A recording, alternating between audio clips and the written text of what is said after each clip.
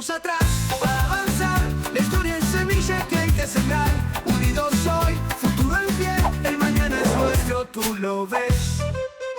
Las raíces del ayer nos dan. Hola, ¿qué tal? Soy Sergio Musnik y nos volvemos a encontrar en este tercer capítulo. Vamos a reconstruir la historia. La caída de la bolsa en Wall Street, conocida como la crisis del año 1929, trae como consecuencia la quiebra de numerosos bancos en todo el mundo. Esto genera una depresión económica nunca antes vista.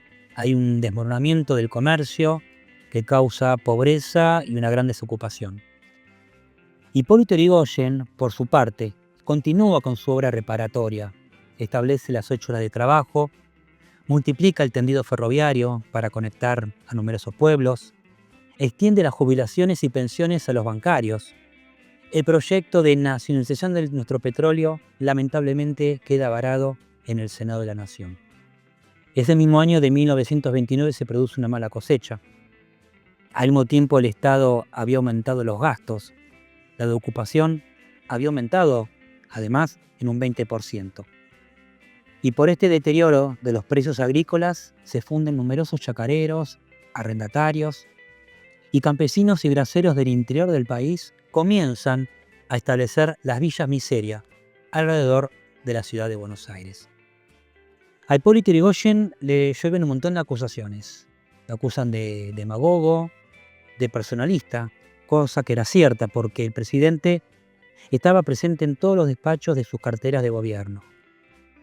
Yrigoyen permanentemente les decía a sus funcionarios qué es lo que debía hacer, qué es lo que no debía hacer, y por eso lo acusaban de rodearse de inútiles, de inoperantes, y al mismo tiempo Yrigoyen decía: no necesito que nadie me aconseje, yo puedo gobernar solo. Esto fue también lográndose un montón de enemigos dentro de la Unión Cívica Radical que cada vez lo miraban con malos ojos.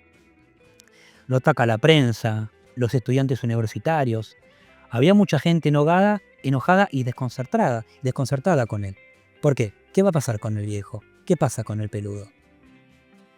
La Unión Cívica Radical estaba dividida desde 1924 entre los personalistas, yrigoyenistas, y los antipersonalistas. En gran parte del mundo, la crisis había colocado a las democracias en graves problemas. Los modelos totalitarios parecían darle a la población solución por los problemas inmediatos y que las democracias no podían solucionar. Estos totalitarismos, como en la Italia fascista de Mussolini o en la Unión Soviética de Stalin, absorbían a la persona en general. Estos totalitarismos plantaban, si bien modelos económicos opuestos, adoptaron posturas similares. Exaltaban los fanatismos, la agresividad, eran contrarias a la razón. Un fuerte militarismo, el imperialismo, alentaban también un partido político único, la antidemocracia, el disciplinamiento social, el control de la prensa, el Estado total. El Estado controla a la persona. En la Italia de Mussolini, con los años se va a sumar la Alemania de Hitler, como la España de Francisco Franco. El nazismo sería un fascismo mucho más agresivo, racista, antisemita, genocida. Todos estos sistemas, los totalitarismos, prometían dar solución a la falta de trabajo, al hambre, a la falta de atención del Estado. En las democracias liberales, como en Estados Unidos y en Gran Bretaña, tampoco las cosas estaban bien. Al comienzo había hambre, había desocupación, pero buenas políticas de atención a la ciudadanía, sin descuidar los valores democráticos, lograron mejorar la situación. Estas ideas de Europa y de Estados Unidos y modelos comenzaron a llegar a la Argentina como alternativas a una democracia que se desangraba por dentro.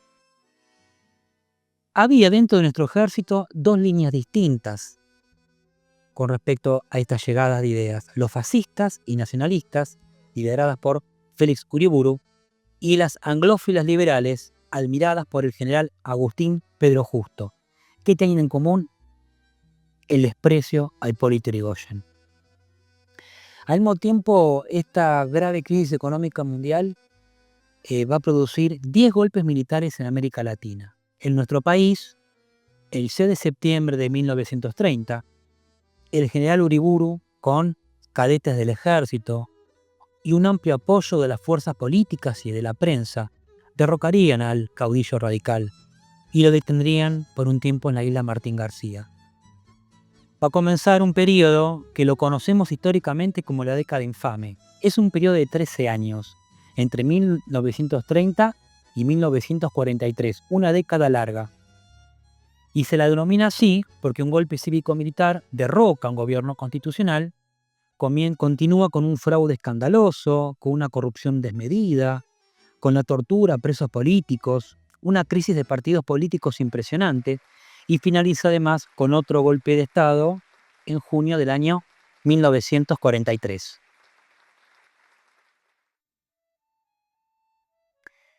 Uriburu estaba convencido que la ciudadanía estaba cansada de Hipólito Yrigoyen. La Corte Suprema de Justicia avaló el golpe contra él, lo que le otorgó un soporte legal, argumentando que las Fuerzas Armadas habían llegado para pacificar a la nación.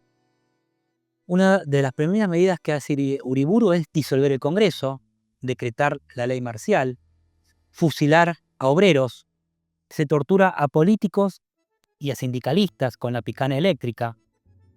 Se organiza la Legión Cívica, donde jóvenes con entrenamiento militar al estilo fascista de Mussolini desfilan y hacen desmanes, causando muertos y heridos. Uriburu tuvo la idea de reformar la Constitución, aplicar un voto calificado, anular la ley Sespeña, eliminar los partidos políticos y reemplazarlos por corporaciones, como también hacía Mussolini en Italia. Pero sus socios políticos, los conservadores, que lo habían apoyado en el golpe, eran pro-británicos, socios comerciales con Inglaterra, terratenientes, que no le gustó ni medio esta medida. Entonces, lo apuraron para que convoque inmediatamente a elecciones presidenciales. Antes de esto, lo que había permitido Uriburu son elecciones democráticas en la provincia de Buenos Aires, y fue una enorme sorpresa para él que la Unión Cívica Radical arrase en los comicios. Honorio Pueyrredón, que había sido ministro de Irigoyen, había obtenido más del 50% de los votos. Fue una errada autopercepción del gobierno, creyendo que el pueblo estaba cansado de los radicales. Entonces, ¿qué hizo? Anuló las elecciones, porque el pueblo no había aprendido a votar. En 1931, a nivel nacional, ya se están preparando las alianzas para las elecciones presidenciales que se venían. Va a surgir la Concordancia. Esta fue una alianza política entre el Partido Demócrata Nacional, también conocido como el Partido Conservador, creado a fin del siglo XIX, la Unión Cívica Radical Antipersonalista, que era anti-irigoyenista, que surgió en 1924, y el Partido Socialista Independiente, surgido en 1927. Esta lista presidencial estaría conformada por Agustín Justo y Julio Roca, hijo. Además, es importante aclarar que para estas elecciones de noviembre de 1931, y amparándose en un artilugio legal, el gobierno va a vetar la fórmula radical encabezada por Marcelo Torcuato de Alvear. Al poco tiempo de la detención de Irigoyen y de la dictadura de Uriburu, llega de Europa Alvear e inmediatamente quiere candidatarse para presidente. Se entera de esta noticia que el gobierno veta la fórmula. Cuando Alvear y la cúpula radical pregunta por qué, el gobierno argumenta que no había pasado un ciclo presidencial de 6 años para que se presente nuevamente como candidato. Recordemos que Alvear fue presidente entre 1922 y 1928 y estamos en 1921. La dirigencia nacional de la UCR solicitó a sus correligionarios abstenerse de ir a las urnas o que voten en blanco. La otra lista que iba a presentarse para las elecciones presidenciales se iba a denominar la Alianza Civil, que era una alianza conformada por el Partido Socialista y el Partido Demócrata Progresista. Estaba encabezada por Lisandro de la Torre. Bueno, las elecciones la ganaría la Concordancia de Agustín Pedro Justo para el periodo 1932 y 1938, y lo curioso es que Justo siempre había manifestado ser radical. Él había sido ministro de guerra de Marcelo T. de Alvear cuando fue presidente. Quiero aclarar que la Unión Cívica Radical antipersonalista se manejaba como un partido aparte, lejos de la Unión Cívica Radical tradicional. Por eso no hubo fraude, no hubo denuncias de fraude en estas elecciones. Los radicales votaron masivamente a Justo, porque había sido radical en definitiva, y no Lisandro de la Torre. Si bien Lisandro de la Torre se sabía que era una persona honesta, había sido muy crítico de Irigoyen, lo había atacado mucho, festejó el golpe del 30. Entonces los radicales prefirieron votarlo a Justo. La mayor fuerza política no tenía candidatos y por eso ganó con comodidad.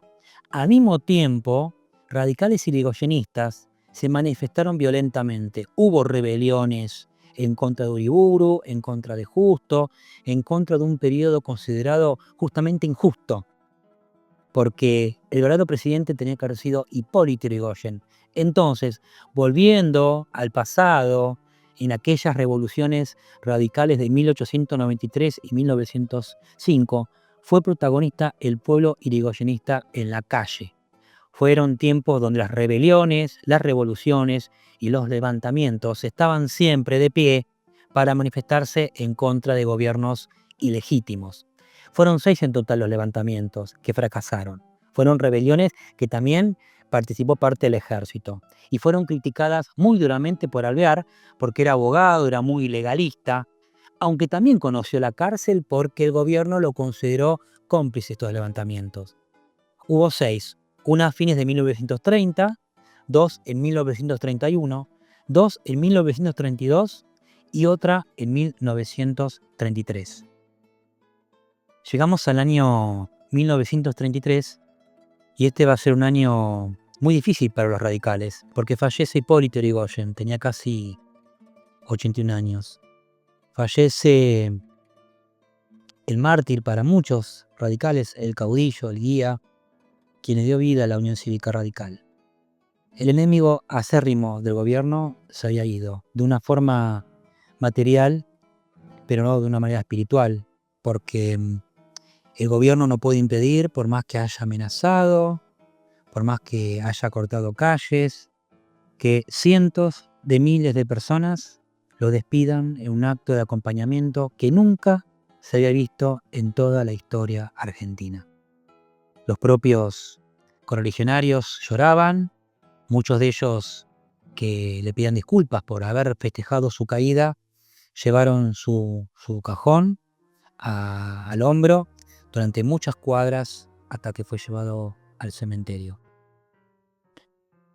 Por otro lado, bajo el argumento de la terrible crisis económica, va a escribirse una de las páginas más oscuras de la historia nacional. El gobierno firma un pacto vergonzoso con Gran Bretaña, lo que conocemos como el Tratado de Roca-Runciman, donde nos ataba económicamente con Inglaterra.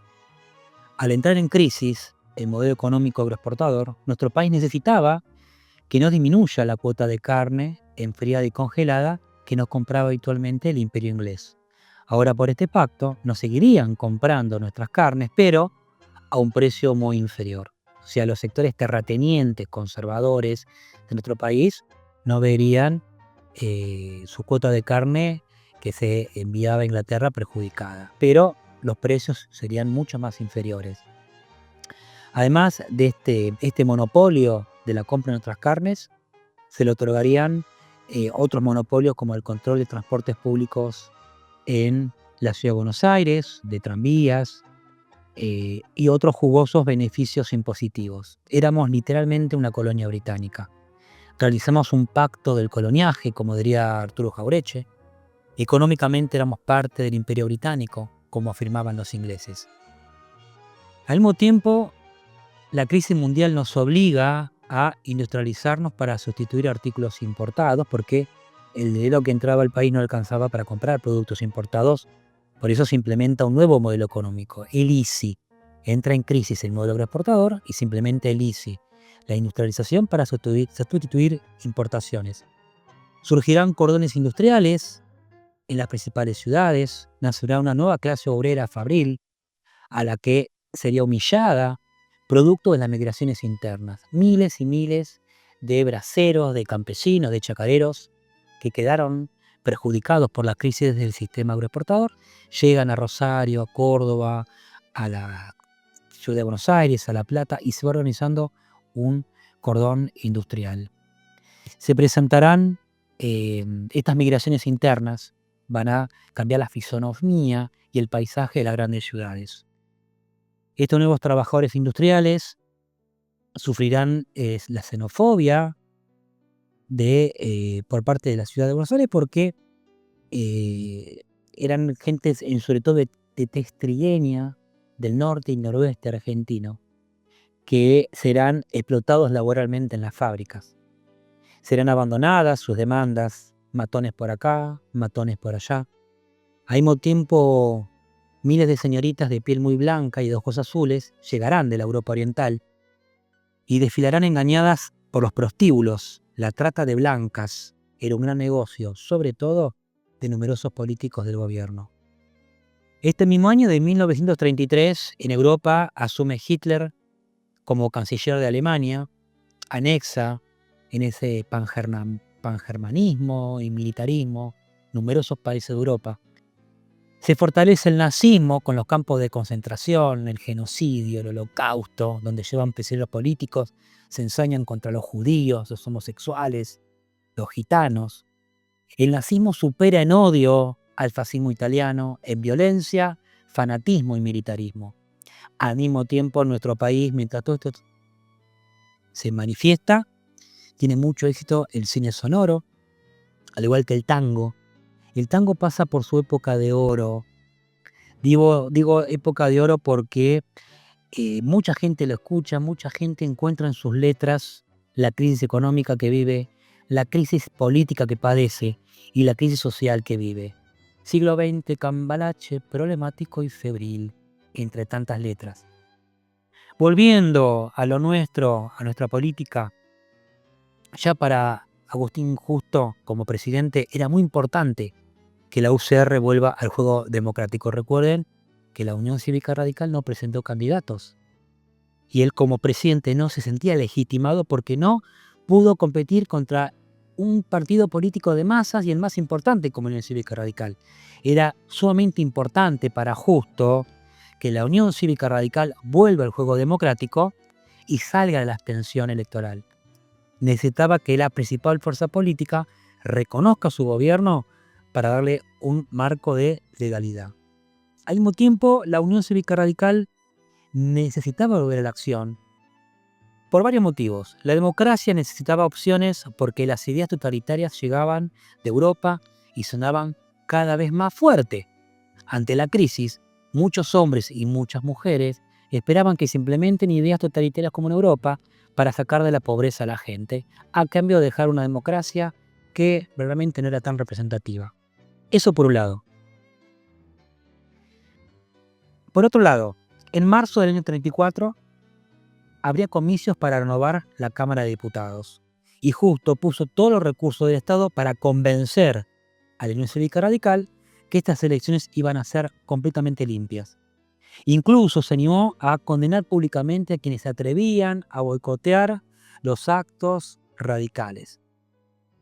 La UCR temía el fraude y la violencia porque estaba en boca de todos. ¿Pero qué pasó?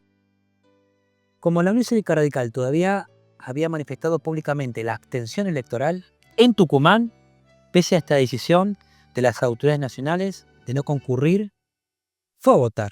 Decidió participar e incluso presentar lista.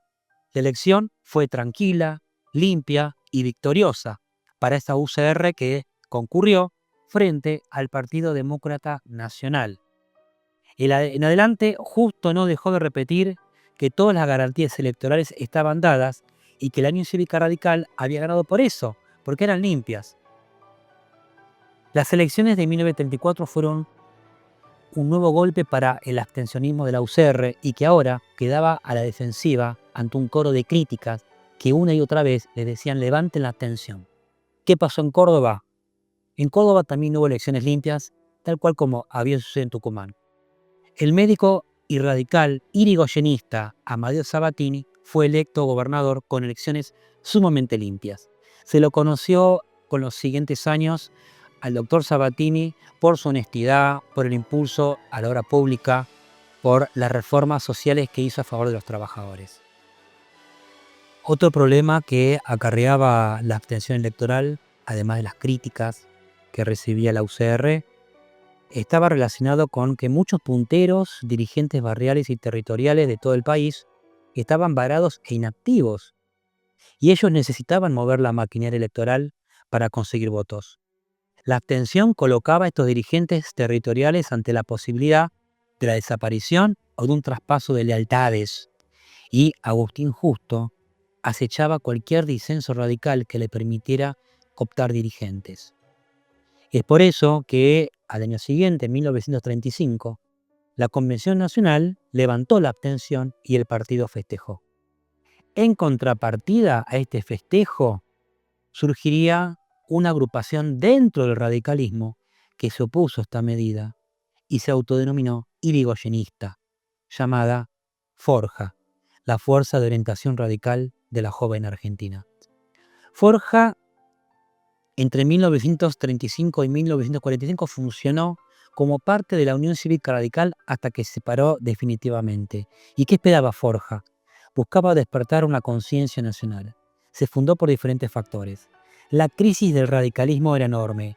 Falleció Irigoyen, Alvear era un mal conductor, había radicales en la concordancia, había radicales concurrencistas. La política de la década infame era nefasta, la corrupción, los negociados, el pacto Roca-Runciman, la entrega de nuestros recursos, el petróleo a los estadounidenses y las carnes y los cereales a los británicos era vergonzoso. Forja una vez y otra vez pregonaba por revisar la historia para recuperar un pensamiento nacional. Iban a ser una nueva etapa histórica en nuestra historiografía, el revisionismo histórico. Forja comienza a escribir la historia desde un punto reivindicativo por aquellas personas que defendieron nuestros intereses frente a los ataques de los países imperialistas. Primero y principal, Forja reivindica al pueblo que echó a los ingleses en las invasiones inglesas, reivindica la Revolución de Mayo, reivindica la figura de Juan Manuel de Rosas, de la Vuelta de Obligado, donde se impidió con todos los recursos disponibles la penetración de los imperios francés e Inglaterra, violando nuestra soberanía.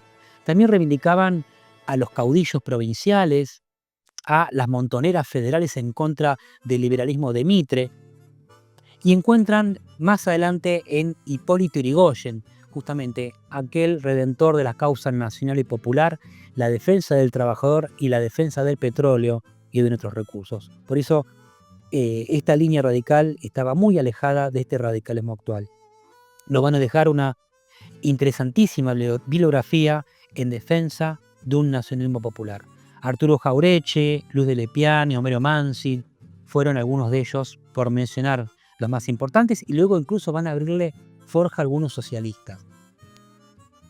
En un acto vergonzoso llevado a cabo por el gobierno, Lisandro de la Torre, como senador, denuncia en el Senado de la Nación una estafa producida por el frigorífico Anglo, donde se comprueba que algunos senadores, junto a esta empresa británica, estaban estafando al Estado argentino.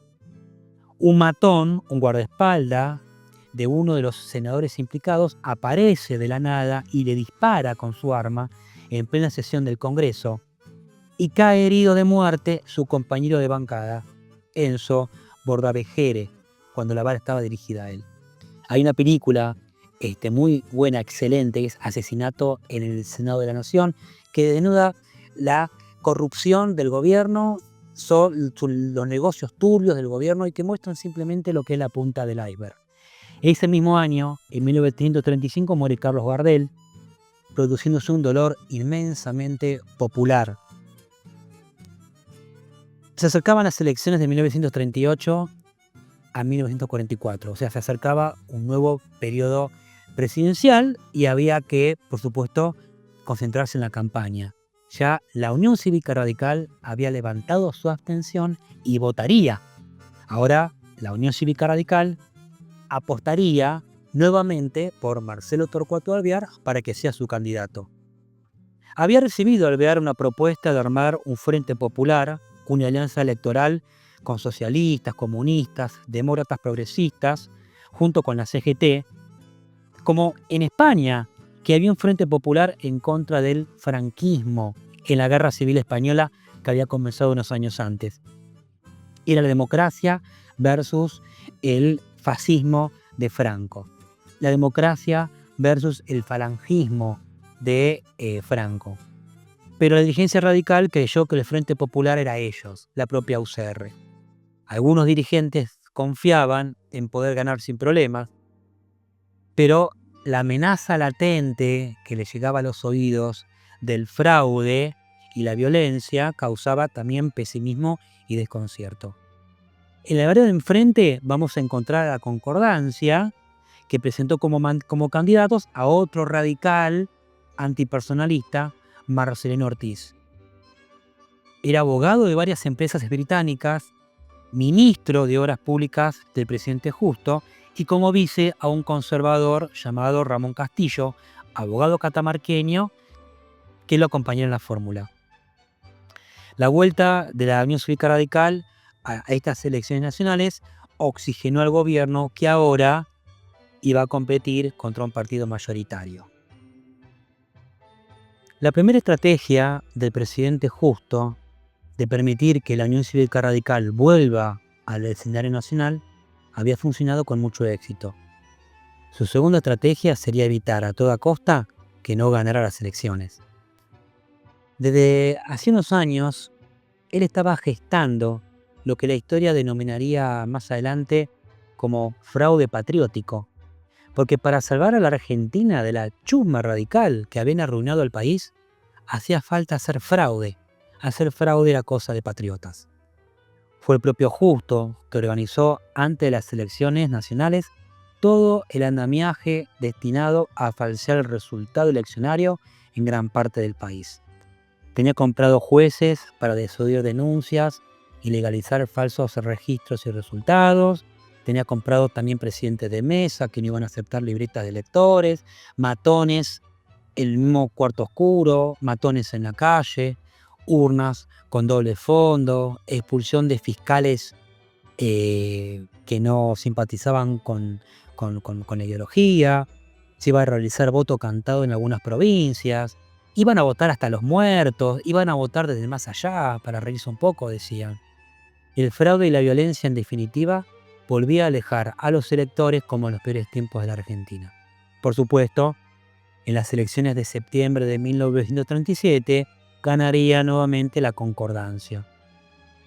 Bien, iba a asumir Marcelino Ortiz, como dijimos, un radical antipersonalista, que al comienzo decidió ignorar la forma en la que había llegado al poder, pero de a poco, un poco apurado por los radicales y por su conciencia, iba a cambiar su actitud.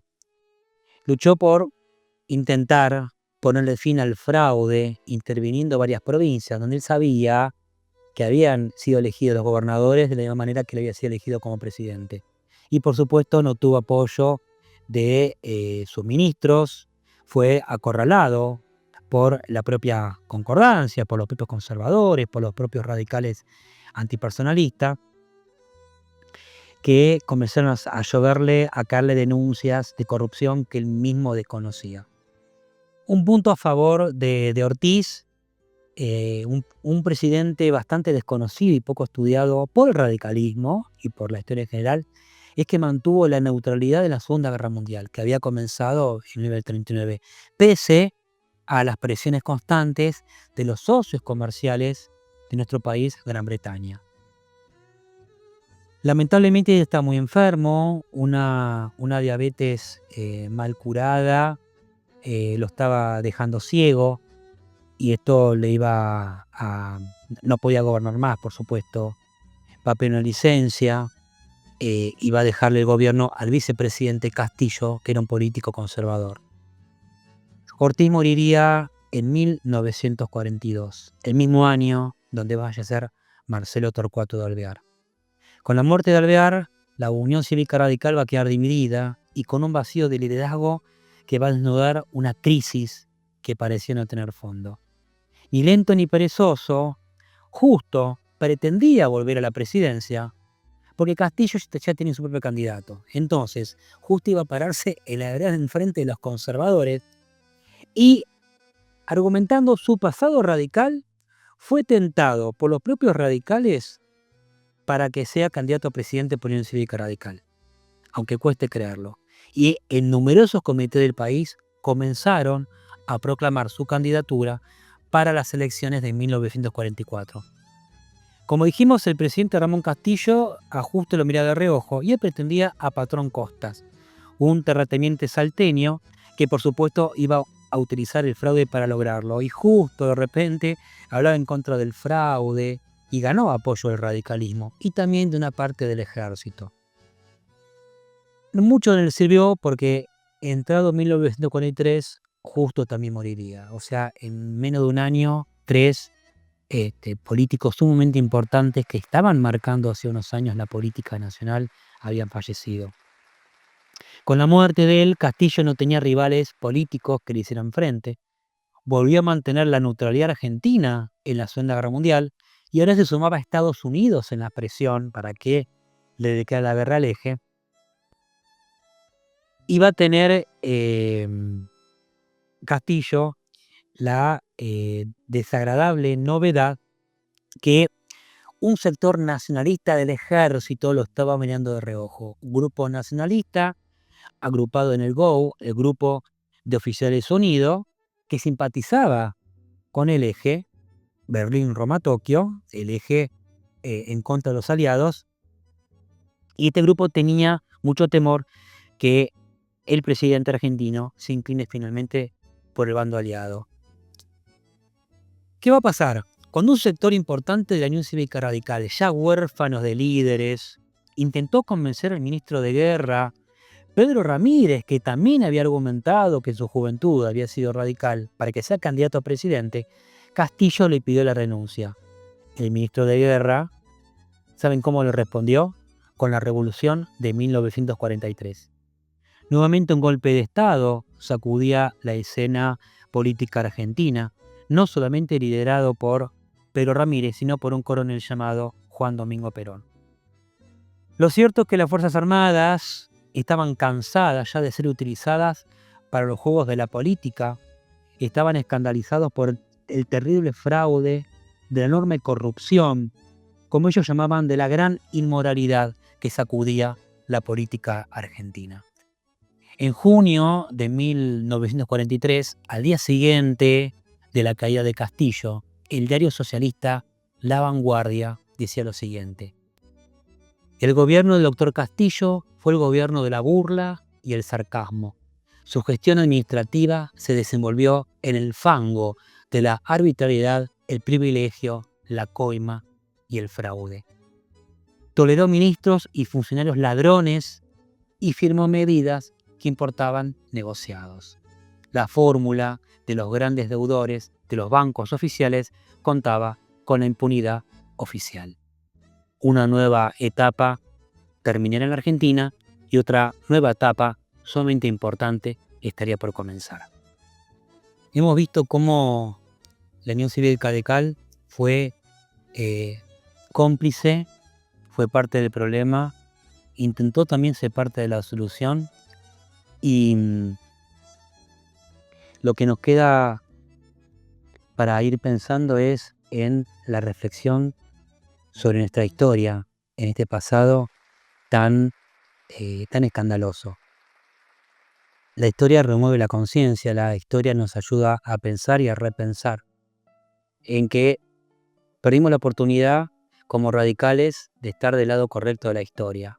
Justo había sido radical, Ramírez había sido radical, Ortiz había sido radical y muchos otros radicales que entendieron que la democracia era para unos pocos. Y por supuesto estaban aquellos radicales irigoyenistas, incluso aquellos radicales alvearistas. Parece que Alvear lloró mucho en la muerte de Irigoyen, según dicen las crónicas. Es una pena que el radicalismo no haya ido para el mismo lado. Por supuesto que desde este presente, al mirar el pasado, parece que la tenemos muy clara. Pero en la etapa siguiente, con la llegada del peronismo, el radicalismo va a quedar en un segundo lugar. El peronismo va a levantar las banderas que cayeron con la muerte de Hipólito Yrigoyen. Ojalá que la historia nos ayude a crecer como mejores radicales, sabiendo que pudimos haber estado siempre del lado de los trabajadores, siempre del lado de la honestidad, siempre del lado de la justicia. Bueno, en esta etapa del 30 que acabamos de escuchar, de analizar, no estuvimos del lado de la verdad, de la justicia, de la honestidad, por lo menos muchos de los radicales.